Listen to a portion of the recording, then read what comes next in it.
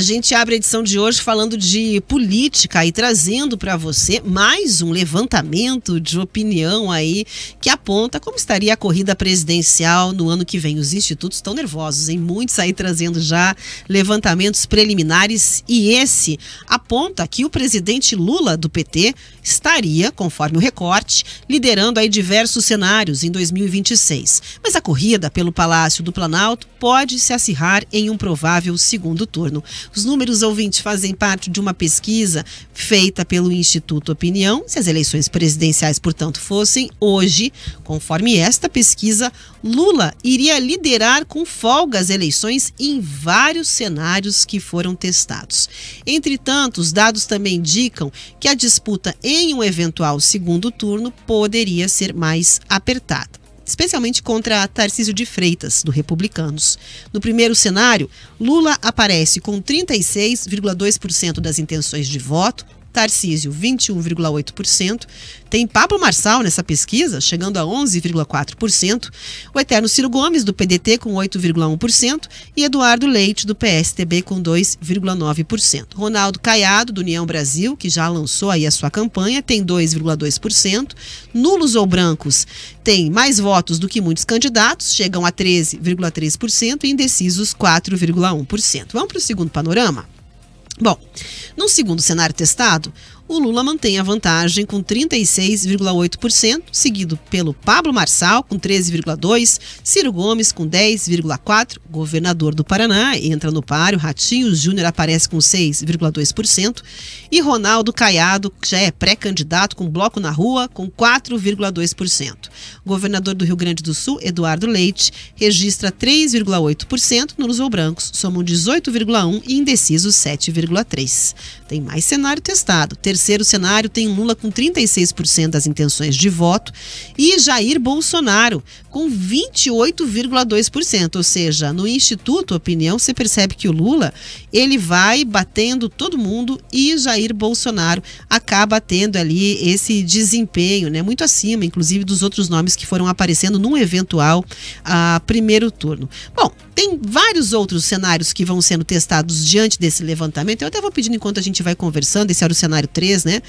Para que a gente vá passando ali, portanto, os resultados, né? Além de Bolsonaro, esse caso tem Ciro Gomes com 8,5%, Pablo Marçal com 7,7%, Eduardo Leite 3,6%, Ronaldo Caiado 2,1%, nulos e brancos 8,1%, indecisos 5,8%. E agora o que interessa, segundo turno, né? Segundo turno, por exemplo, entre Lula e Tarcísio de Freitas. Lula teria 42,4%, Tarcísio 37,2%. Outros 14,6% votariam em branco nulo, 5,8% indecisos. Já um outro cenário de segundo turno. Lula e Pablo Marçal, primeiro soma 43,7% é Lula, né? Contra 32% de Pablo Marçal, 18% brancos ou nulo e também 6,1% indecisos. E aí um cenário que tem ali Lula e Bolsonaro tem o seguinte registro, né? Esse é o mais apertado. Lula com 44,6% e Bolsonaro com 41,2%. 9,5% dos entrevistados votariam branco ou nulo e 4,7% indecisos, né? Que seria suficiente já para um desempate, porque tem margem de erro nessa pesquisa. E mesmo aparecendo à frente de todos os cenários, aí vem, né, aquela informação que deixa muita gente com a pulga atrás da orelha. A desaprovação do presidente, ela segue maior do que a aprovação. Então, como é que pode um presidente desaprovado aparecer em primeiro lugar nessa pesquisa, em outra também com uma desaprovação que só derrete? A gente já vai trazer análise para você, mas para ficar aqui, né, e me atentar aos números, entre os entrevistados, 44,6% aprovam Lula e 53,6% desaprovam, 1,8% não sabem ou não opinaram. Informações da pesquisa, 2.000 pessoas ouvidas no país, entre 9 e 11 de abril, margem de erro de 2 pontos para mais ou menos, nível de confiança de 95%. Primeiro tem que dizer o seguinte, né? A gente está preocupado em pagar boleto, pegar ônibus, encontrar alimento barato no mercado. Nem sempre estamos aí tão atentos às pesquisas eleitorais, os seus impactos, quanto, por exemplo, as figuras políticas. É um momento em que essas pesquisas, elas servem muito mais para balizar decisões internas de partidos, movimentações e acomodações políticas, do que para refletir exatamente aquilo que a gente vai encontrar no ano que vem, né? Será que a gente vai ter um Pablo Marçal concorrendo, um Gustavo Lima, que volta volta e meia aparece concorrendo nas urnas, né? Então, será que a gente vai ter o próprio Jair Bolsonaro como a maior liderança da direita? Hoje, a gente tem que ser franco com a audiência, tá? Hoje é o que? Inelegível, é a condição, né? Ele diz que vai reverter, que vai buscar, mas tem que garantir, além do discurso, a mudança prática. É impedido de concorrer e esse é o fato. Então, o cenário eleitoral, ele vai se movimentar como as nuvens, eu nem vou dizer como as nuvens, que é batido, é como as nuvens de Curitiba mesmo, né? Que uma hora tá nublado, aí tá sol, aí chove, fica frio uma semana, é basicamente isso. E esses levantamentos, eles vêm como um termômetro de momento, é um recorte de momento. Tem muita candidatura que vai afunilar, Eduardo Leite vai ser candidato, será que tem viabilidade? Romeu Zema, né? Caiado, o próprio Caiado que lançou ali o seu nome, Ratinho Júnior, tem chão, né, nessa estrada ainda a ser percorrido, tem muita água para passar debaixo dessa ponte. Então agora a gente segue com aquela máxima que eu já disse aqui. Estamos aqui correndo com as nossas vidas, preocupados com a Páscoa, o chocolate está caro, a mensalidade chegou, quem parcelou o IPVA ainda tem o imposto de renda. E esses recortes eleitorais, eles se baseiam muito na questão de definições políticas, né? Pesquisa sempre tem uma pergunta a ser respondida e um contratante. A gente não pode esquecer.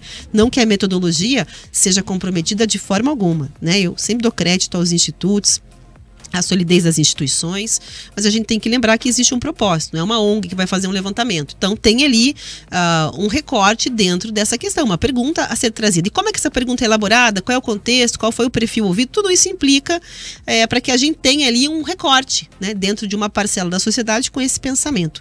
E é preciso dizer que ela contradiz muitas outras que mostram cenários diferentes e que apontam a possível viabilidade, se é para a gente considerar o recorte de momento, né, a questão de uma viabilidade, inclusive, de uma terceira via, de uma chamada terceira via para os governadores presidenciáveis, vou chamar assim, né?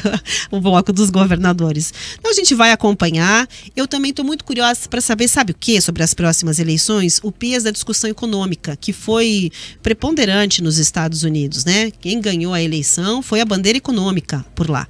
Muito mais do que a questão da saúde mental, do desempenho físico, cognitivo, até como chegaram a levantar, né? Pesado você falar isso de um adversário político qualquer que seja, mas enfim, foi pauta das eleições norte-americanas, é o peso da economia. O governo vai conseguir colocar as contas em ordem? Cadê o alimento barato, gasolina, as promessas que foram feitas, a picanha? A gente ouviu que a gente voltaria a consumir picanha. Esses dias até um ouvinte brincou, né, que uma promessa o governo entregou, equiparar o preço da picanha ao preço do café, mas não era bem assim que a gente tinha tido a leitura de que seria.